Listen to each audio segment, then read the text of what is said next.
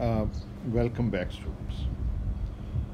अच्छा, आज का लेक्चर जो है वो फाइनल लेक्चर है सेमेस्टर का, और इसमें जो है हमने जो स्टार्ट कर लिया था पिछले दो लेक्चर से to establish relationship between statistical physics and thermodynamics through the partition function, उसको हम कंक्लूड करेंगे आज के लेक्चर।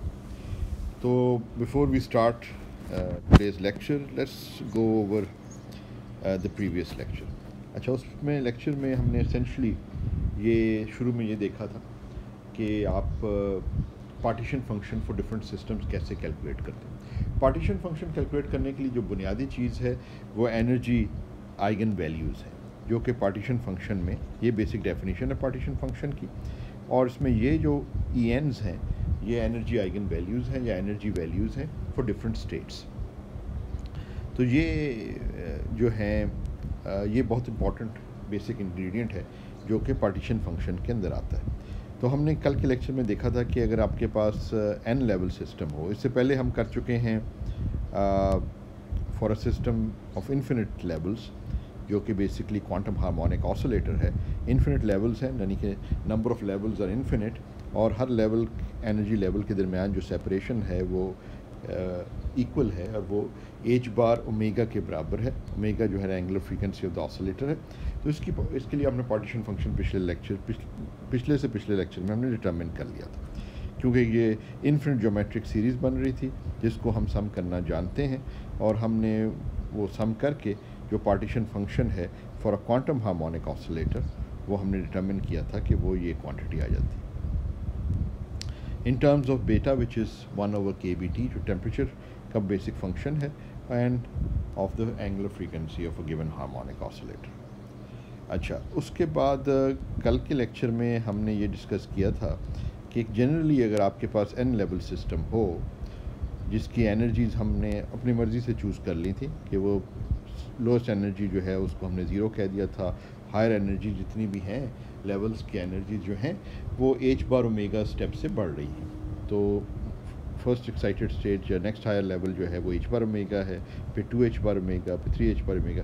तो ये हमारे पास एनर्जी लेवल्स गिवन हैं। जैसे मैंने बताया था कि या तो हमने श्रोडिंगर इक्वेशन फॉर एग्जांपल इस सिस्टम के लिए सॉल्व की होगी n लेवल सिस्टम के लिए, और हमने वहाँ से ये रिज़ल्ट हासिल किया हुआ होगा, यानी EN हमने वहाँ से हासिल किया होगा, या किसी ने हमें ये एनर्जी वैल्यूज़ दिए हों, तो इनको लेके हम आगे इसमें जब सब्स्टिट्यूट करते हैं डेफिनेशन ऑफ पार्टीशन फंक्शन में, तो फिर हम ये डिटर्मिन कर सकते हैं। ये बेसिकली मैथमेटिकल एक्सरसाइज है कि you have to perform this summation. तो ये जो है n लेवल सिस्टम के लिए आपके पास ये एक फाइनाइट ज्योमेट्रिक सीरीज़ बन गई जिसकी n टर्म्स हैं, और finite geometric series with n terms को सम किया जा सकता है, और रिज़ल्ट जो है is given by this, where a is the first term of the series and r is the common ratio. इस केस में जो हमारे वाला केस है, इसमें अगर इस समेशन को ओपन किया जाए, टर्म बाय टर्म आप ऐड करके लिखना शुरू करें, तो आप देखेंगे, वैसे तो नज़र ही आ रहा है, जब आप इसमें n = 0 डालेंगे तो एक्सपोनेंट में 0 आ जाएगा, तो ये जो एक्सपोनेंशियल फंक्शन है ये 1 बन जाएगा। तो पहली टर्म जो है वो 1 आ जाएगी। इसके बाद अपना अगली टर्म जो है उसमें n 1 आ जाएगा, तो एक्सपोनेंशियल माइनस बीटा h बार ओमेगा बन जाएगी, एंड सो फोर्थ। यानी कि ये टर्म्स इस तरीके से बढ़ रही होंगी। इसको अगर हम लिखें तो ये बनेगी, ये सीरीज़ जो बनेगी उसमें 1 होगा plus exponential minus beta h बार ओमेगा। उससे अगली वाली टर्म में n = 2 आ रहा होगा, तो उसमें सब्स्टिट्यूट करें 2, तो ये फिर 2n बीटा h बार ओमेगा, और इस तरीके से ये सीरीज़ चलती जाएगी n टर्म्स तक, n टर्म्स। ठीक है, तो इन्फिनिट सीरीज़ नहीं है, मगर ये भी ज्योमेट्रिक सीरीज़ है, मगर फाइनाइट ज्योमेट्रिक सीरीज़। तो ये फाइनाइट ज्योमेट्रिक सीरीज़ जो है इसमें भी जो कॉमन रेशो है वो एक्सपोनेंशियल माइनस बीटा h बार ओमेगा आ जाती है। अब देख लेंगे इन दोनों टर्म्स, इस टर्म को इस टर्म से डिवाइड करें तो जो रेशो बनती है, जो रिज़ल्ट आता है आपको, वो एक माइनस बीटा h बार ओमेगा। अच्छा, अगर कॉमन रेशो आपने आइडेंटिफाई कर ली, फर्स्ट टर्म आइडेंटिफाई कर ली, तो फिर आप इस रिज़ल्ट में आप सब्स्टिट्यूट कर सकते हैं, इधर 1 आ जाएगा, आर की जगह जो है एक्सपोनेंशियल माइनस बीटा एच बार ओमेगा सब्स्टिट्यूट कर दें, तो फिर ये आप रिज़ल्ट यहाँ से इसमें ये सब्स्टिट्यूट करके आप यहाँ लिख सकते हैं। So this is a general result for any finite geometric series.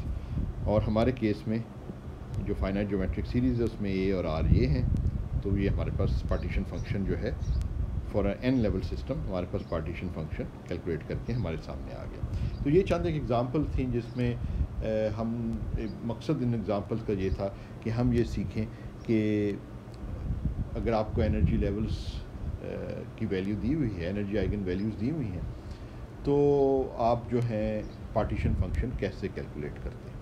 तो ये एग्ज़ाम्पल इस चीज़ को इलस्ट्रेट करती हैं, ये समझाती हैं कि ये किस तरीके से कैलकुलेट किया जाता है। अच्छा, अब ये स्टैटिस्टिकल फिज़िक्स और थर्मोडायनेमिक्स को कनेक्ट करने के लिए, माइक्रोस्कोपिक और मैक्रोस्कोपिक को कनेक्ट करने के लिए, माइक्रोस्कोपिक से मुराद ये है कि ये जो एनर्जी आइगन वैल्यूज़ हैं they are obtained from the microscopics of the system, यानी कि श्रोडिंगर इक्वेशन को सॉल्व करके आप ये हासिल करेंगे और आप फिर मैक्रोस्कोपिक थर्मोडायनेमिक्स स्टेट फंक्शंस की टर्म्स में आप रिजल्ट्स हासिल करना चाहते हैं। तो किस तरीके से आप ये माइक्रोस्कोपिक जो इन्फॉर्मेशन है उसको इंटरनल एनर्जी, एंट्रोपी वगैरह से रिलेट करना चाहते हैं। तो जो इन दोनों के दरमियान ब्रिज है जो कनेक्ट करता है वो पार्टीशन फंक्शन है। ठीक, अच्छा, अब हमने पार्टीशन फंक्शन कैलकुलेट करना जान लिया, तो अब नेक्स्ट जो चीज़ है वो ये देखना है कि अगर पार्टीशन फंक्शन हम किसी सिस्टम के लिए कैलकुलेट कर लेते हैं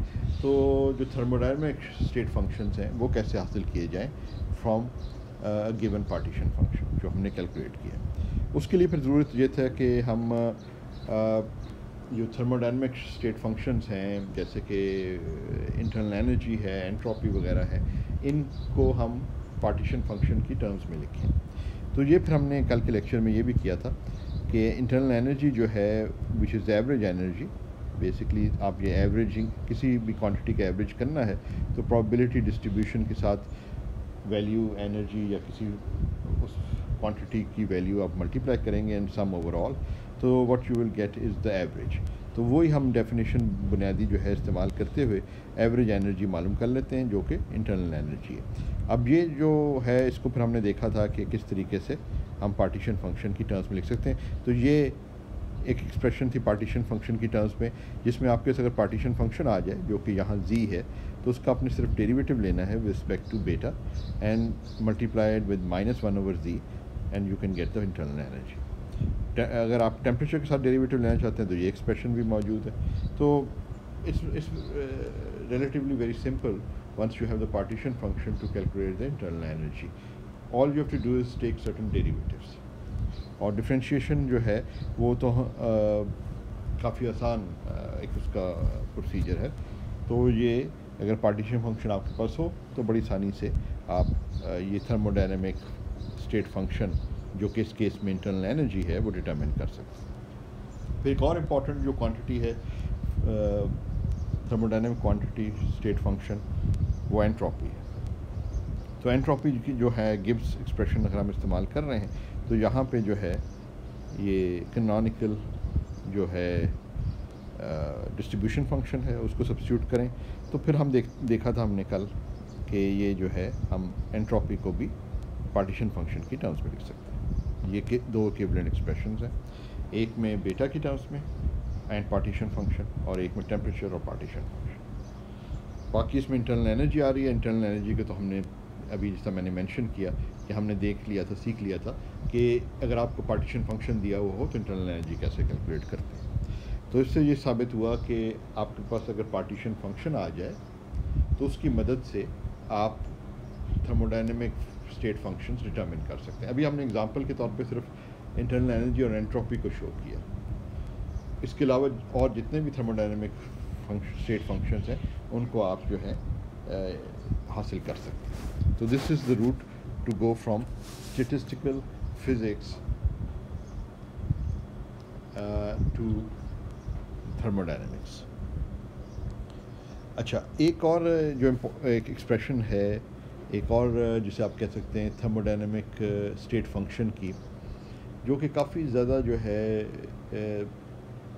आपको किताबों में और लिटरेचर में नज़र आएगी। मैं इसलिए कंप्लीटनेस के लिए उसका मेंशन करना चाहता हूँ, और वो ये है कि वो कहलाता है हेल्महोल्ट्ज़ फ्री एनर्जी, एक और थर्मोडायनेमिक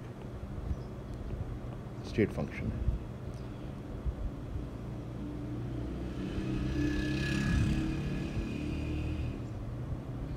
अच्छा, अब बेसिकली जब आप ये कहते हैं ना, ये इंटरनल एनर्जी जो है स्टेट फंक्शन भी है और एक ख़ास एनर्जी की एक्सप्रेशन है, मगर अगर आप इंटरनल एनर्जी के में कोई और कॉम्बिनेशन, कुछ चंद एक कॉम्बिनेशन और भी डालें तो नए स्टेट फंक्शंस भी बन जाते हैं और स्टेट वेरिएबल्स की टर्म्स में, तो वो भी कई दफ़ा यूज़फुल हो जाते हैं। वो किस तरह यूज़फुल हैं उसकी थोड़ी सी हम बात करते हैं। अगर हम डिफ़ाइन कर रहे हैं एक नया फंक्शन, लेकिन आप डिफ़ाइन तो इन्फिनिटली मैनी फंक्शंस कर सकते हैं, आप पे कोई पाबंदी नहीं है, कोई कानून नहीं है जो आप तोड़ रहे हैं अगर आप डिफ़ाइन कर रहे हैं। लेकिन यूटिलिटी ऑफ द फंक्शन जो है ना, क्या वो जो आपने नया फंक्शन डिफ़ाइन किया है वो किसी काम का भी है या नहीं, उससे फिर ये वो फंक्शन जो है वो आगे चल के आपके काम आएगा या नहीं आएगा, ये सिर्फ डेफिनेशन ही है, वो उस पर मुनहसर है कि अगर ये कोई काम का फंक्शन है तो फिर ये तो इसकी वैल्यू हमेशा रहेगी और ये वैल्यूबल एक नई डेफिनेशन हो जाएगी नए फंक्शन की। और टर्न्स आउट कि हेल्महोल्ट्ज़ फ्री एनर्जी उन फंक्शंस में से एक है जो आप डिफ़ाइन कर रहे हैं और बाद में देखते हैं कि बहुत यूज़फुल भी साबित हो जाता है। अच्छा, डिफ़ाइन हम किस तरह कर रहे हैं कि हम एफ़ से आमतौर पे लिटरेचर में इसको डिफ़ाइन किया जाता है, और इंटरनल एनर्जी यू है तो टी एस जो कॉम्बिनेशन है, product of temperature and entropy, ये आपको हेल्महोल्ट्ज़ फ्री एनर्जी दे देता है।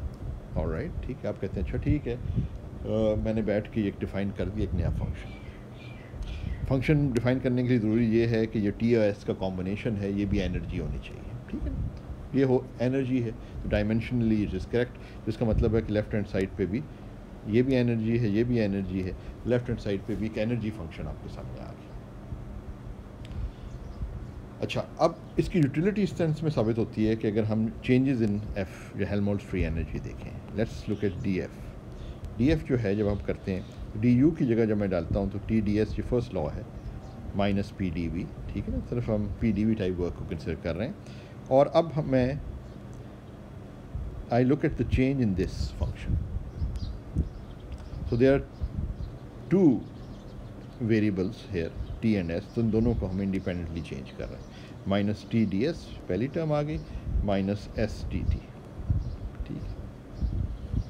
अब ये टी डी एस तो कैंसिल हो गया, बेसिकली मकसद ये था कि इसको इस तरीके से डिफ़ाइन करने का।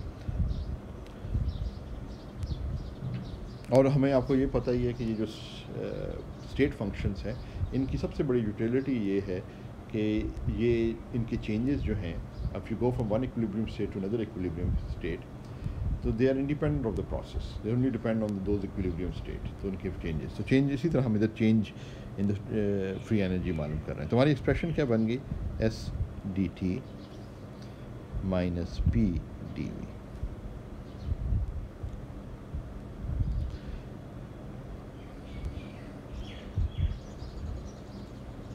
ठीक है ना।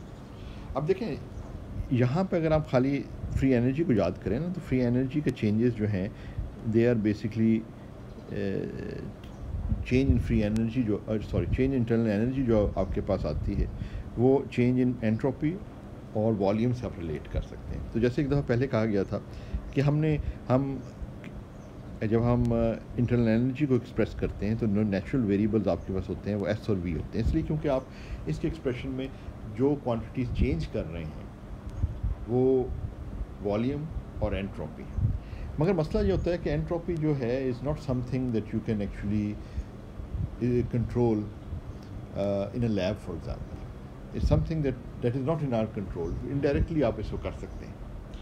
तो it's not very natural to have it when you are looking at internal energy कि जी हम देखना चाह रहे हैं चेंजेस इन इंटरनल एनर्जी किसी सिस्टम का, हम लैब में एक्सपेरिमेंट कर रहे हैं तो जी एंट्रोपी चेंज करें, और वॉल्यूम का चेंज तो इशू नहीं है, मगर एंट्रोपी का चेंज को हैंडल करना या उसको अचीव करना is not so simple, not direct.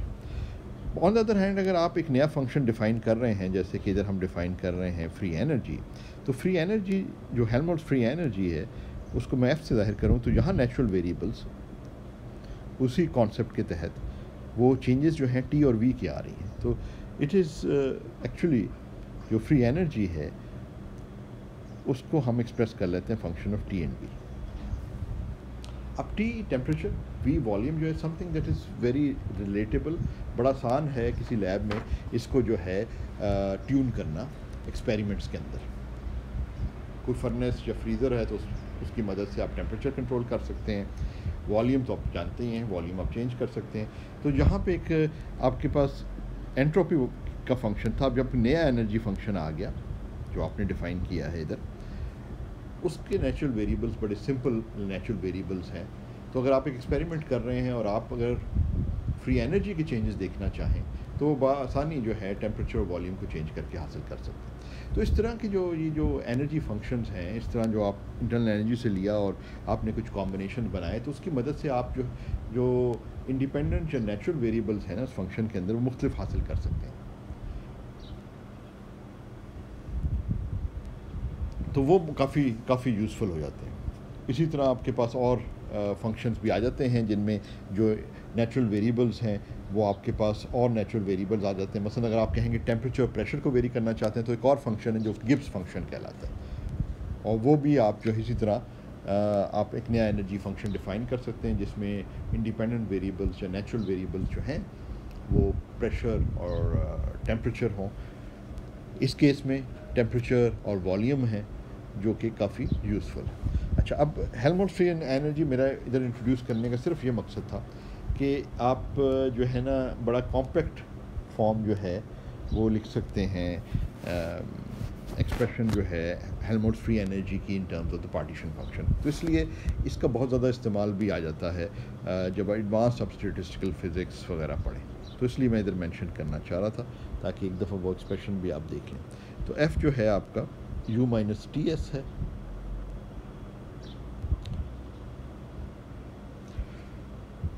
तो f को अगर आप partition function f in terms of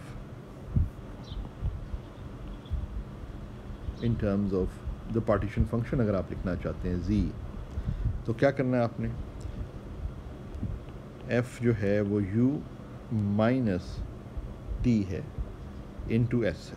s का एक्सप्रेशन ऊपर गिवन, ठीक है ना। तो आप ये डाल सकते हैं u ओवर टी, यानी यहाँ से मैं ले रहा हूँ, और उसकी अगली टर्म जो है वो फिर ये आ जाएगी। तो आप देख रहे हैं ना क्या सिंप्लीफिकेशन आ रही।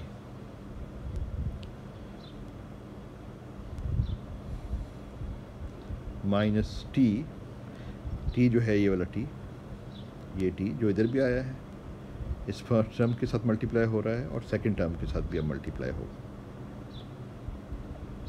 के बी लॉग ऑफ सी।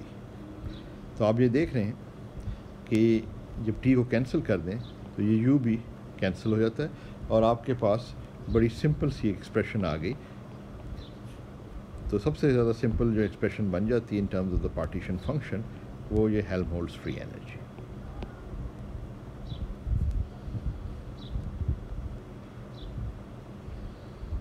और अगर याद रखने के लिए एक बड़ी सिंपल सी ये फॉर्म बन जाती है कि अगर इन एक्सपोनेंशिएट करें दोनों साइड को तो लॉग ख़त्म हो जाएगा लेफ़्ट राइट हैंड साइड वाला, और इसको हम लिख सकते हैं माइनस बेटा एफ। तो इतनी खूबसूरत और कॉम्पैक्ट एक्सप्रेशन जो है वो पार्टीशन फंक्शन की in terms of the free energy आ जाती है, या free Helmholtz free energy in terms of the partition function आ जाता है। तो this is something that I just wanted to mention because जब आप एडवांस्ड स्टैटिस्टिकल फिज़िक्स वगैरह पढ़ेंगे तो ये बहुत इंपॉर्टेंट एक्सप्रेशन है और ये आपको काफ़ी यूज़फुल साबित होती है। अच्छा, तो अब हम जो लास्ट चीज़ जो मैं करना चाह रहा हूँ वो ये कि एक हम प्रॉब्लम को सॉल्व करने लगे हैं और उसकी तरफ हम आते हैं।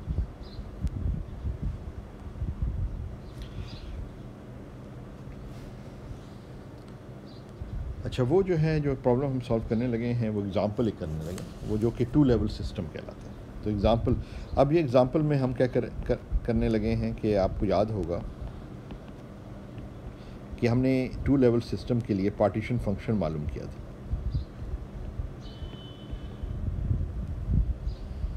लेकिन अगर आप पीछे जाएं ना तो याद करें कि हमने जो पहली एग्ज़ाम्पल की थी पार्टीशन फंक्शन कैलकुलेट करने के लिए वो 2 लेवल सिस्टम था। ठीक है, दो लेवल्स हैं।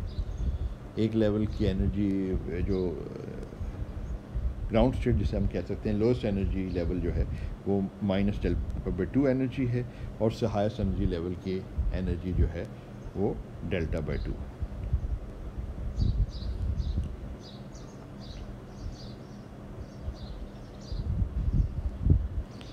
और हमने पार्टीशन फंक्शन इसका डिटरमिन कर लिया था, वो मैंने मेंशन करना चाहिए।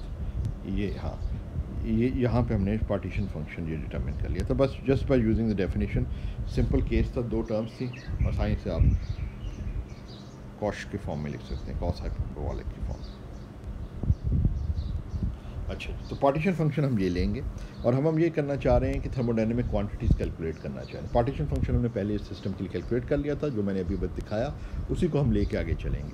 बस हमने क्या करना है कि हमने बेसिकली ये जो हमारे पास बेसिक एक्सप्रेशंस है ना, ये एस की और यू की, इनको लेके हमने या ये वाली, इनको लेके हमने जो है ये कैलकुलेट करना है, ठीक है ना। इनको में पार्टीशन फंक्शन का रिजल्ट सब्स्टिट्यूट करेंगे टू लेवल सिस्टम के लिए, और फिर हम ये थर्मोडायनेमिक क्वांटिटीज़ जो है वो कैलकुलेट कर लेंगे। तो लेट्स जस्ट डू इट। तो हमारे पास इसमें पार्टीशन फंक्शन जो है इस सिस्टम के लिए, इसमें हम बेसिक सिस्टम को अगर आप फिज़िकली सोचें क्या, तो एक सिस्टम है जो कि two level system. It could be a single spin half हो, इलेक्ट्रॉन स्पिन है, इसको सिर्फ आप कंसिडर कर रहे हैं, जिसे हम कई दफ़ा लिटरेचर में क्यूबिट भी कहते हैं, क्वांटम बिट, कि जिसकी एक हायर एनर्जी लेवल है, लोअर एनर्जी लेवल है, ठीक है। और कोई भी टू लेवल सिस्टम इस तरह का हो सकता है, और वो जो है थर्मोडायनेमिक इक्विलिब्रियम में है। It's connected to a heat bath, जिसकी वजह से जो हीट पाथ टेम्परेचर T पे है, तो वो सिस्टम जो है हमारा टू लेवल सिस्टम है, सिंगल क्यूबिट फॉर एग्जांपल, जो कि इक्विलिब्रियम में आ गया है, थर्मोडायनेमिक इक्विलिब्रियम में at a certain temperature T that is fixed by the heat path. So ये कैनोनिकल सिस्टम हो गया आपका। अच्छा, और ये सिंगल पार्टिकल का मतलब ये सिंगल सिस्टम का जो है, सिंगल क्यूबिट का फॉर एग्जांपल, जो सिंगल टू लेवल सिस्टम का पार्टीशन फंक्शन, एक से ज़्यादा भी हम कंसिडर नहीं कर रहे। तो ये पार्टीशन फंक्शन हमारे पास पिछली दफ़ा आ गया था, और उसी को मैंने डायरेक्टली इधर लिख दिया। अच्छा, अब हमारे पास पार्टीशन फंक्शन आ गया है, तो हम अगर थर्मोडायनेमिक क्वांटिटीज़ कैलकुलेट करना चाहते हैं, थर्मोडायनेमिक स्टेट फंक्शंस हम कैलकुलेट करना चाह रहे हैं, तो हमारे पास u है, u जो है माइनस, हम ये बेसिक डेफिनेशन इस्तेमाल करना चाह रहे हैं। ये कहाँ से डेफिनेशन आई, ये तो यही है ना, जब भी थोड़ी देर पहले आपको मैंने रिमाइंड किया था, बेसिकली यही वाली, ये काफ़ी कॉम्पैक्ट सी है, उसी को हम इस्तेमाल कर रहे हैं। और उसको हम इस तरह भी एक्सप्रेस कर सकते हैं, चलें इस तरह एक्सप्रेस कर लेते हैं। जब आप डेरिवेटिव लॉग का लेंगे, ये बेसिकली z जो है यहाँ पे आप देख रहे हैं कि z जो है ये फंक्शन ऑफ बीटा है, ठीक है, इसमें it's a function of beta. तो आप डेरिवेटिव जो है रिस्पेक्ट टू बीटा ले रहे हैं, तो इसको हम इस तरह भी लिख सकते हैं, -1/z dz/d बीटा। तो ये function of partition function of beta है, आपने डेरिवेटिव लेना है और फिर आपने -1/z से मल्टीप्लाई करना है। तो ये कोई मुश्किल काम नहीं है। तो हमारे पास हम करते हैं z की जगह, अब इस टू लेवल सिस्टम में z जो है वो ये, बस हमने ये सब इधर z की जगह डाल देना। जब हम ये डालते हैं तो हमारे पास ये आ जाता है z की जगह कॉस हाइपरबोलिक बीटा Δ/2, ठीक है। और जब हम डेरिवेटिव लेंगे विद रिस्पेक्ट टू बीटा, तो हमारे पास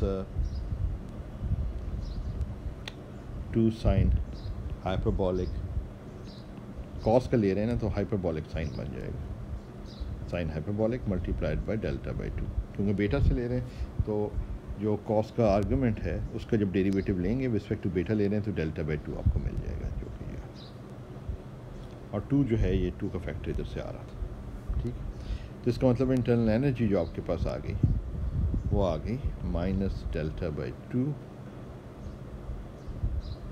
tan हाइपरबॉलिक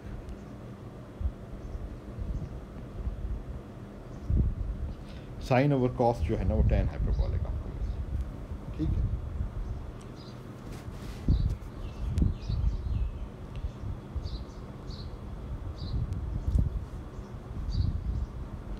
अच्छा इसी तरह जो है एक इंपॉर्टेंट क्वांटिटी जो हम कैलकुलेट कर सकते हैं वो, अब देखें थर्मोडायनामिक क्वांटिटीज़ हमें बहुत सारी मिल सकती हैं। जब इंटरनल एनर्जी हमारे पास आ गई तो हम हीट कैपेसिटी की बात भी कर लेंगे। इसको मैं लिखना चाहिए था मुझे इधर, कहाँ लिखूँ, इस जगह लिखता था internal energy.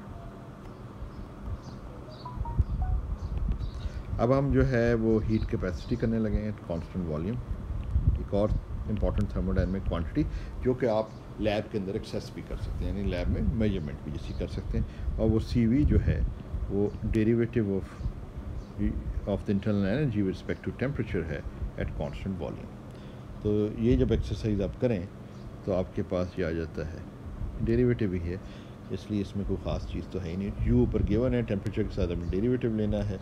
And I hope you can carry out this exercise and what you will find is that you will get this tan hyperbolic का जो डेरिवेटिव है वो सेकेंड हाइपरबॉलिक स्क्वायर्ड। ठीक है, इस तरह हीट कैपेसिटी भी आपके पास आ गई।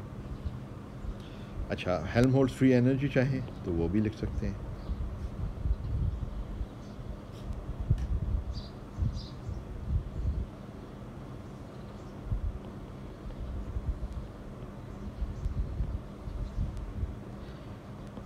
अगर हेल्महोल्ट्ज़ फ्री एनर्जी आपने कैलकुलेट करनी है तो ये बेसिकली आप जो है ये एक्सप्रेशन इस्तेमाल करने लगें जो मैंने अभी इंट्रोड्यूस की। तो F जो है is minus KBT log of C। तो ये तो बहुत ही, इसलिए ये बहुत कम हुआ, इसमें डेरिवेटिव की भी ज़रूरत नहीं है, सिर्फ आपने पार्टीशन फंक्शन का लॉग लेना है जो कि है 2 cos ऑफ हाइपरबॉलिक, जो ये है इस सिस्टम के लिए ना वो यहाँ पे गिवन है बस, तो इसलिए बहुत ही आसान हो गया। ओहो, बीटा डेल्टा बाई 2 और एंट्रोपी, नेक्स्ट एंट्रोपी पे आ जाते हैं।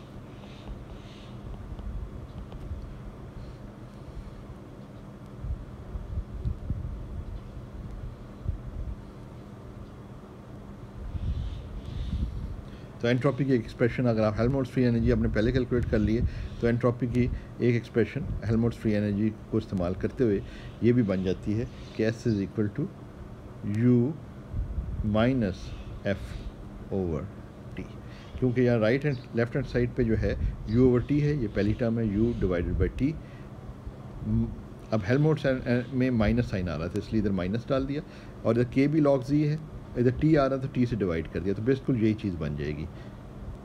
अगर आप F की जगह ये डालें minus KBT log of Z और उसको T से डिवाइड करें तो फिर ये राइट हैंड साइड वाली ये सेकंड टर्म बन जाएगी। तो इसका मतलब ये है कि अगर आपने हेल्महोल्ट्ज़ फ्री एनर्जी भी कैलकुलेट की हुई है और U भी कैलकुलेट किया हुआ है तो फिर एंट्रोपी आप डायरेक्टली उनकी टर्म्स में लिख सकते हैं। तो यहाँ क्योंकि हमने हेल्महोल्ट्ज़ फ्री एनर्जी कैलकुलेट की हुई है और U भी कैलकुलेट किया हुआ है तो एंट्रोपी लिखना कोई मुश्किल नहीं है, उन्हीं को इस्तेमाल कर सकते हैं। हमें फिर वो जो है कहाँ गया, हाँ, हम फिर डायरेक्टली उस तरीके से कर लेते हैं। एक ही बात है, कोई इसमें ऐसी कॉम्प्लिकेशन नहीं। तो माइनस डेल्टा ओवर 2T आ जाएगा, ये आप चेक कर लेंगे, tan hyperbolic beta delta by 2 ऊपर दिया हुआ है और KB log of 2 cos hyperbolic beta delta by 2।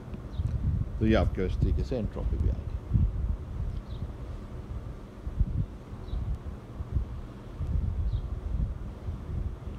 ठीक है, तो इस तरीके से हमने देखा कि हमने ये सारे पार्टीशन फंक्शन अगर आपके पास सिस्टम का मौजूद है जो हमने सीख लिया है कि कैसे कैलकुलेट करना है, तो if you have that in hand तो फिर आप जो है थर्मोडायनेमिक स्टेट फंक्शन जैसे कि internal energy, heat capacity, Helmholtz free energy, entropy वगैरह वगैरह वगैरह आप सारा कैलकुलेट कर सकते हैं। This then with the partition function it's a simple exercise to determine all of this.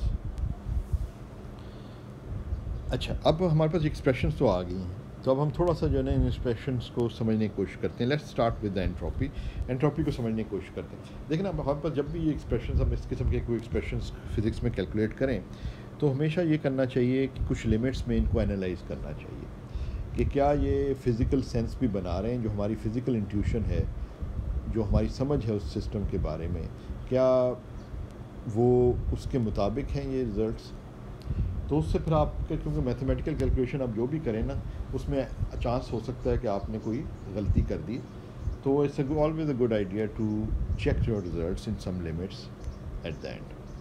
तो यहाँ जो नेचुरल लिमिट्स हैं ना, वो हैं लो टेम्परेचर और हाई टेम्परेचर लिमिट। यानी क्योंकि आप देख रहे हैं कि अगर एंट्रोपी की एक्सप्रेशन आप देखें तो यहाँ आर्गूमेंट में tan हाइपरबॉलिक के और cos हाइपरबॉलिक के बीटा आ रहा है। तो जब हम हाई टेम्परेचर लिमिट कहते हैं ना, तो when we say that we in the high temperature limit, then we are saying the beta goes to zero limit. And when we say it's a low temperature limit, हम ये कह रहे हैं कि beta is very large, beta goes to infinity. तो natural जो limits हैं, let us consider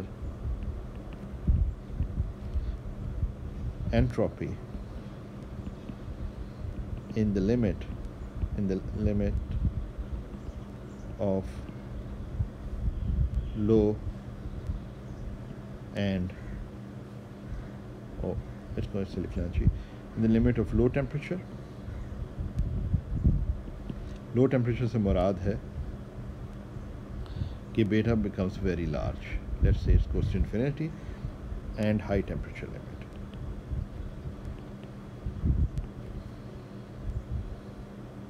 जिसका मतलब है beta goes to zero limit. ये इसलिए क्योंकि जब हम हाई टेम्परेचर कह रहे हैं तो बेटा जो है ना इन्वर्स टेम्परेचर से रिलेटेड है। तो हाई टेम्परेचर कहेंगे तो टी को बहुत लार्ज करें, let's take it to infinity, it becomes very large, तो beta goes to zero. And when you take high temperature तो इस तरह हो गया। लो टेम्परेचर में टेम्परेचर को काफ़ी लो करें, ज़ीरो की तरफ लेके जाएँ, तो बेटा जो है ना इन्फिनिटी को अप्रोच करेगा। तो इसलिए बेटा के लिहाज से हम ये देख सकते हैं। अच्छा, वो करने के लिए हमें बेसिकली ये समझना चाहिए कि इसमें दो चीज़ें, दो इम्पॉर्टेंट क्वांटिटी। एंट्रोपी को अगर स्टडी करना है तो हमें देखना पड़ेगा कि ये जो थर्मोडायनेमिक फंक्शंस हैं, ये जो ट्रिग्नोमेट्रिक फंक्शंस हैं, कॉस एंड टैन हाइपरबॉलिक, ये इनकी जब आर्गुमेंट लार्ज हो जाए, यानी बेटा गोज़ टू ज़ीरो लिमिट का मतलब आर्गुमेंट काफ़ी स्मॉल हो रहा है, और बेटा बिकम्स वेरी लार्ज का मतलब है कि आर्गुमेंट काफ़ी लार्ज हो रहा है टैन हाइपरबॉलिक का, इसी तरह कॉस हाइपरबॉलिक का भी। तो ये हमें देखना पड़ेगा कि टैन हाइपरबॉलिक और कॉस हाइपरबॉलिक जो हैं, इन द लिमिट ऑफ, जब इनका आर्गुमेंट लार्ज और स्मॉल हो जाए तो फिर ये कैसे, इनका बिहेवियर क्या है। उससे आमतौर पे ये होता है कि खाली ट्रिग्नोमेट्रिक फंक्शन देखेंगे तो इट्स डिफ़िकल्ट टू एनालाइज, इसलिए हम लिमिट्स में देख रहे हैं। तो ये सिंपलर जो हैं वो फंक्शंस बन जाते हैं, तो फिर इनके को एनालाइज करना आसान हो जाता है। तो लेट्स जस्ट डू दैट। अच्छा, तो इसके लिए कंसिडर ये करें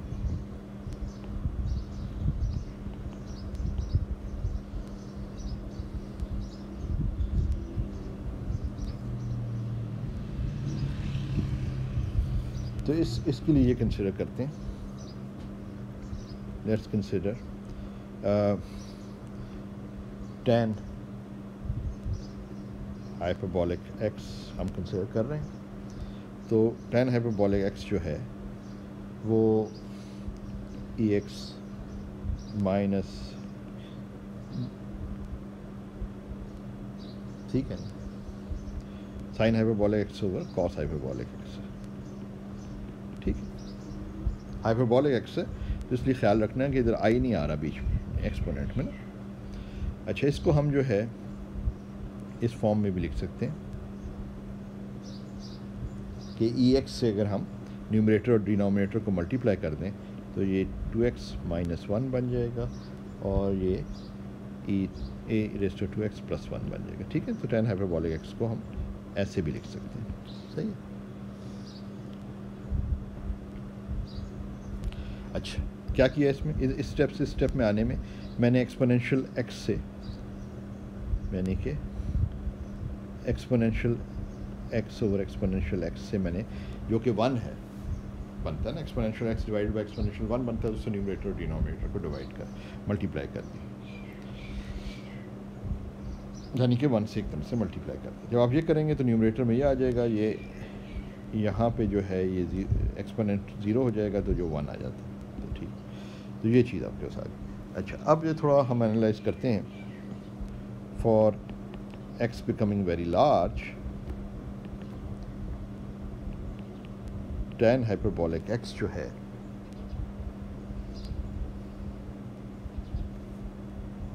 अप्रोचेस 1, क्योंकि जब आपके पास एक्स काफ़ी लार्ज हो जाएगा तो फिर ये वाली टर्म जो है इस टर्म को डोमिनेट करेगी, 1 से ये काफ़ी लार्ज हो जाएगा। इसी तरह डिनोमिनेटर में ये वाली टर्म जो है इस टर्म को डोमिनेट करेगी, तो ये आपके पास बेसिकली ये हो जाएगा।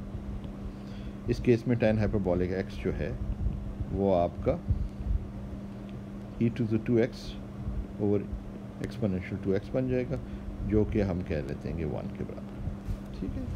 तो इस तरह ये 1 को अप्रोच कर लेते हैं, क्योंकि जब आप लार्ज x होगा तो ये क्वांटिटी जो है ये काफ़ी लार्ज है इसकी निस्बत, तो इसको आप इग्नोर कर सकते हैं। इसी तरह डिनोमिनेटर में 1 को इग्नोर कर सकते हैं।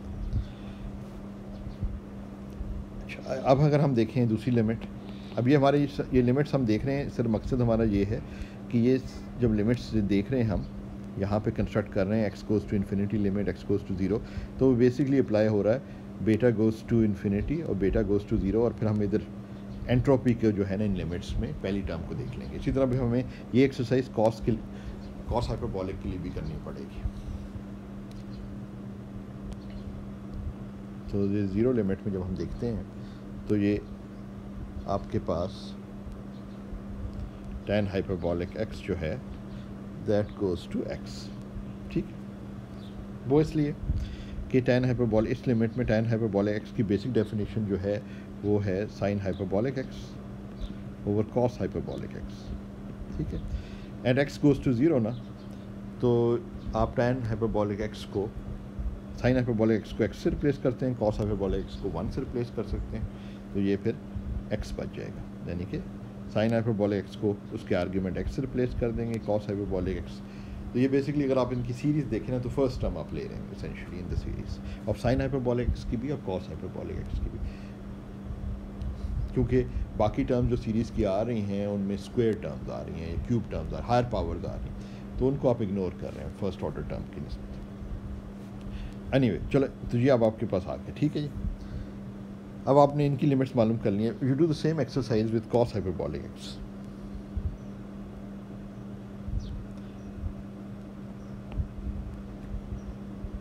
Look at cos hyperbolic x।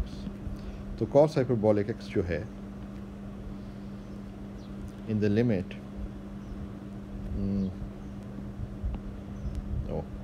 चलें इधर लिख लेता हूँ, उसी तरह मैं लिखना चाह रहा था, फॉर x गोज़ टू 0 पहले कर लें। अगर cos हाइपरबोलिक x तो वो बहुत सिंपल है, तो दैट एक्चुअली गोज़ टू 1, ठीक है ना।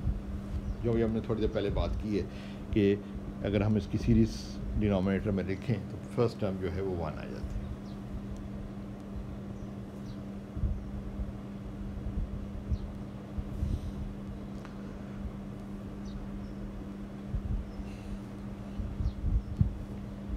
अब हमें देखना है for x goes to infinity, तो cos हाइपरबोलिक x का क्या फॉर्म है। तो उस केस में cos हाइपरबोलिक x जो है वो it goes to ex divided by 2। ये किस तरह आया, वो बेसिक डेफिनेशन पे हम जाते हैं, plus exponential minus x divided by 2 है ना, ये basic definition.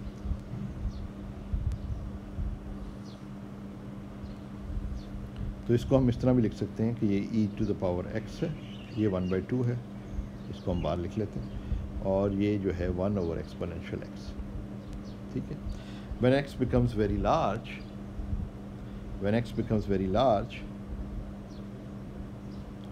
this denominator becomes very large, so this term which is 1 over the denominator becomes very small, so you can ignore this term जब limits में लगाते हैं तो इसी तरह आप इस टर्म को इग्नोर कर लेते हैं तो खाली ये टर्म बच जाएगी जो ये। अच्छा, अब आपके पास ये आ गया। अब आपके पास आपने कॉस हाइपरबोलिक एक्स की भी बिहेवियर देख ली लो और हाई आर्गूमेंट्स के लिए, और टेन हाइपरबोलिक की भी देख ली। हमारे यहाँ जो आर्गूमेंट्स में जिस चीज़ को हम ट्यून कर रहे हैं, जिसको कंसिडर कर रहे हैं, वो टेम्परेचर है। तो ये लो और हाई टेम्परेचर लिमिट्स हमें एंट्रोपी की मिल जाएंगी, इसी मकसद से हमने किया था। तो if we go back to the entropy, और एंट्रोपी में अगर हम करें तो limit beta goes to zero, इसका मतलब एक्स गोज़ टू ज़ीरो वाली जो लिमिट है जो हम ऊपर देख रहे थे वो हम अप्लाई कर रहे हैं beta goes to zero argument में ना। डेल्टा तो फिक्स्ड है, बीटा को हम वो कर रहे हैं। तो ये अगर हम करें ऑफ एस को अगर हम कर रहे हैं तो इस लिमिट में ये जो बन जाएगा, let's go back to the expression for S.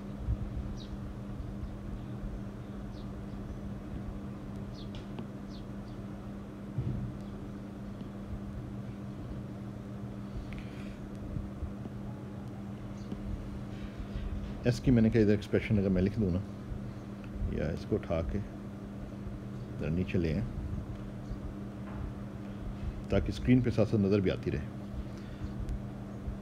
ठीक है, सॉरी। अच्छा जी, तो हम ये अब लिमिट लगाने लगे।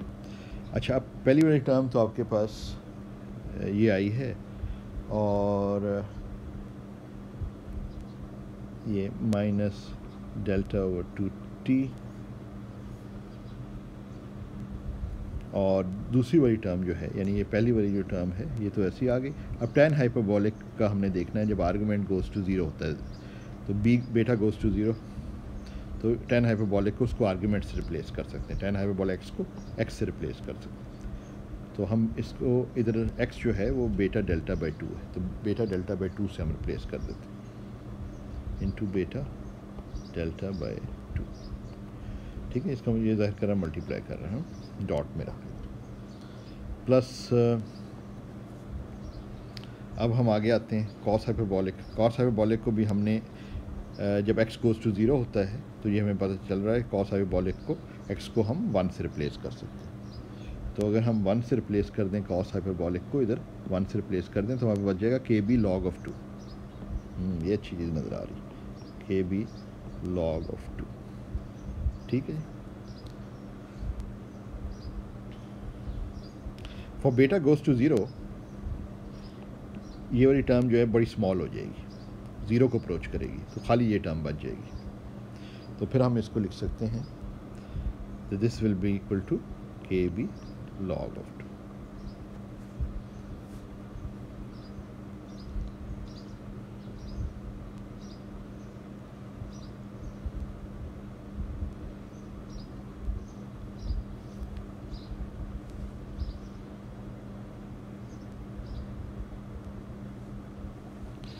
तो ये क्या चीज़ जाहिर कर रही है, सोचें ना इसको फिजिकली क्या मतलब है इसका। फिजिकली मतलब इसका ये है कि beta goes to zero limit का मतलब ये है कि हाई टेम्परेचर लिमिट है। हाई टेम्परेचर लिमिट का मतलब ये है कि दोनों आपकी जो स्टेट्स हैं,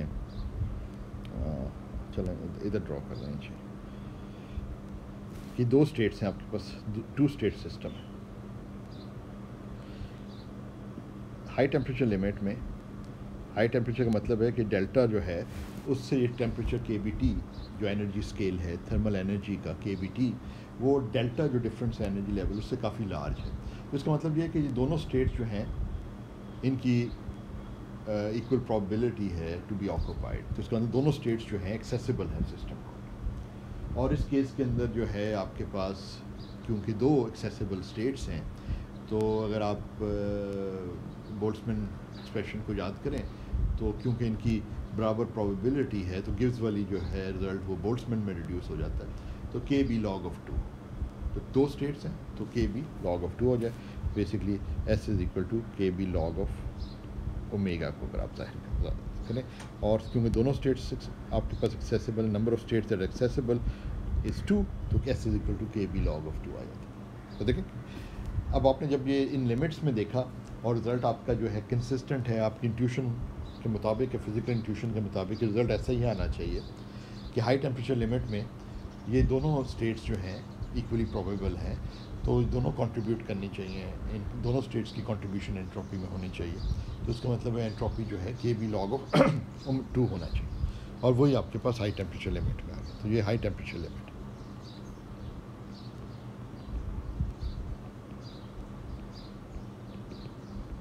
ठीक, अब इसका हम लो टेम्परेचर लिमिट भी देख लेते हैं। Excuse me.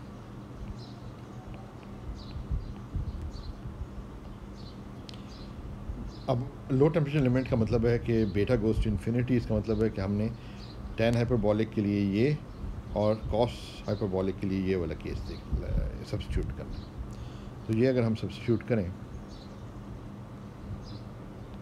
और आपके पास एक्सप्रेशन ये गिवन है, इसलिए मैंने इसको इधर डाल दिया था। तो tan हाइपरबॉलिक के लिए 1 से रिप्लेस कर दो, इधर 1 से रिप्लेस कर दो, और cos हाइपरबॉलिक के लिए ex/2, यानी कि जो आर्गुमेंट है, ये जो आर्गुमेंट है इसका एक्सपोनेंट में ये आर्गुमेंट आ जाएगा डिवाइडेड बाय 2। ठीक है जी। तो बाहर के बी लॉग है, तो ये के बी लॉग एक्सपोनेंशियल बेटा डेल्टा बाय 2।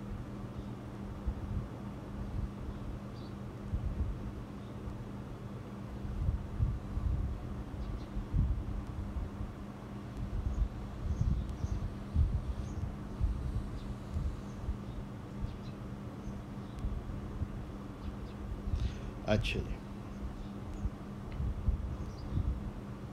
और ये अब आप जब इसको सब्स्टिट्यूट करेंगे तो ये -डेल्टा/2t आ जाएगा, प्लस के बी लॉग ऑफ ई जब करते हैं तो ये बेटा डेल्टा बाय 2 इधर से आ जाएगा, और लॉग ऑफ ई जो है वो 1 है। तो ये अब आपके पास रिज़ल्ट आ गया -डेल्टा/2t प्लस डेल्टा/2t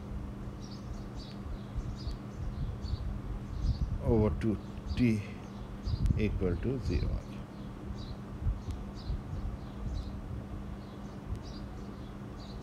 ठीक है, तो यहाँ पे हमने बेसिकली ये आर्गुमेंट्स रिप्लेस किया डिवाइडेड बाय 2, तो ये 2 कैंसिल हो गया था, खाली ये बच गया b डेल्टा/2। और ये किया जब हमने पहली टर्म तो यही आ गई, और दूसरी टर्म में बेटा की जगह 1/kbt आप सब्स्टिट्यूट करें तो kb कैंसिल हो जाएगा, और ये चीज़ आ जाएगी, ये एक माइनस साइन के साथ एक प्लस साइन के साथ 0 आ जाता है।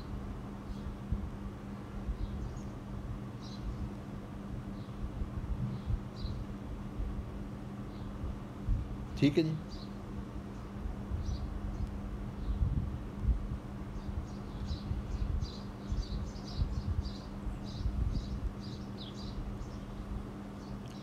और ओके, तो अब आपके पास ये जो लिमिट आपके पास आ गई, ये लो टेम्परेचर लिमिट आ गई।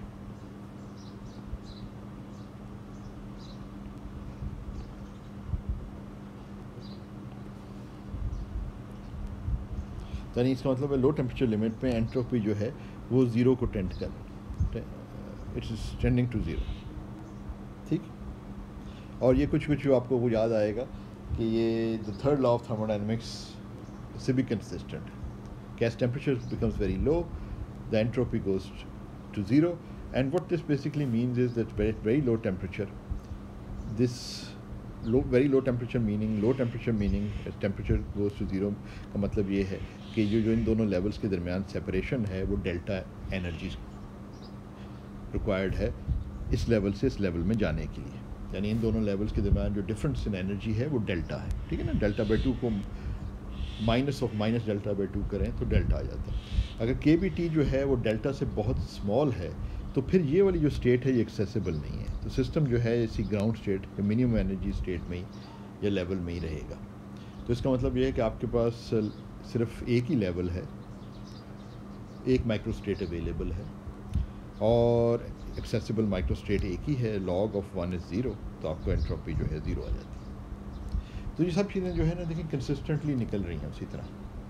और ये एक तरह से जनरल रिजल्ट्स हैं कि हाई टेम्परेचर, आप जो भी एनर्जी स्केल है सिस्टम का, उसको आप थर्मल एनर्जी से कंपेयर करें, उससे आपको एक्सेसिबल माइक्रो स्टेट्स, कौन सी स्टेट्स जो लेवल्स एक्सेसिबल हैं, उसके हिसाब से आप एंट्रोपी वगैरह डिटर्मिन कर सकते हैं, और फिज़िकली जो है वो इंट्यूटिवली वही चीज़ बन रही है।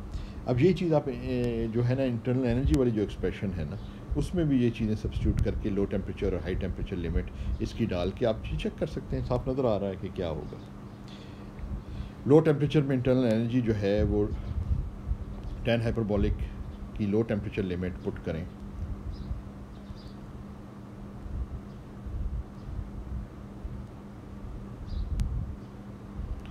जो कि लो टेम्परेचर लिमिट का मतलब बेटा लार्ज है, यानी कि यही लिमिट अगर आप पुट करें 1 पुट करें तो माइनस डेल्टा बाई 2 आ जाती है। तो internal energy system is minus delta by 2, इसका मतलब है कि लोअर लेवल एक्सेसिबल है, और स्टेट जो है सिस्टम जो है वो लोएस्ट माइनस डेल्टा बाई 2 वाली जो लेवल है उसको ऑक्यूपाई कर रहा है, और इसलिए internal energy of the system जो है वो माइनस डेल्टा बाई 2। ठीक है ना। और हाई टेम्परेचर के अंदर अगर आप वही लिमिट पुट करें जो हाई टेम्परेचर लिमिट है, तो आप ये देखेंगे कि उस केस में क्योंकि दोनों लेवल्स ऑक्यूपाइड होंगी विद इक्वल प्रोबेबिलिटी, तो वो डेल्टा जो है यू जो है प्लस और माइनस जब दोनों ऐड होंगे तो ज़ीरो दे देंगे। तो इसका मतलब ये कि टोटल एनर्जी दोनों लेवल्स एक्सेसिबल हैं, तो टोटल इंटरनल एनर्जी में पॉजिटिव और नेगेटिव कंट्रीब्यूशन बराबर होकर ज़ीरो को अप्रोच कर देगा। तो ये सारी चीज़ें देखें ना, लिमिट्स में अगर आप देखें वो रिजल्ट्स आपके पास आ गए, अब लिमिट्स में अगर आप देखेंगे तो वो सारे मैच करते हैं। और अभी जो है इसमें हीट कैपेसिटी वगैरह ये सारा कुछ आप देख सकते हैं, बड़े अच्छे बुक के अंदर ये अच्छी डिस्कशन इसकी हुई ग्राफ्स के साथ, तो you can always sit down and look at it, और कोई क्वेश्चन हुआ तो you can always discuss it with me. तो आज का ये लेक्चर फिर हम इधर रोकते हैं, ये लंबा ही हो गया। तो this was the final lecture, और इसमें हमने देखा है कि किस तरीके से जो एक पार्टीशन फंक्शन अगर आपके पास मौजूद हो तो दो स्टेप्स हैं आपके, पार्टीशन फंक्शन कैलकुलेट करना और उससे फिर थर्मोडायनामिक स्टेट फंक्शंस कैलकुलेट करना। तो हमने एक ख़ास एग्जांपल जो कि 2 लेवल सिस्टम था उसमें ये चीज़ बाकायदा करके देख भी ली है। तो फिर आज हम इसको एंड करते हैं हमारे सीरीज़ ऑफ लेक्चर्स को इस सेमेस्टर के लिए। एंड स्टूडेंट्स आप अपना ख्याल रखें। आई होप कि ये कोर्स आपके लिए यूज़फुल साबित हुआ है, और this is very interesting subject, thermal physics, statistical mechanics, statistical physics, जो भी आप नाम देना चाहें। It's a very very interesting an area of physics, and I wish you the very best for your final exams, और फिर इंशाल्लाह मुलाकात होगी। खुदा हाफ़िज़, अपना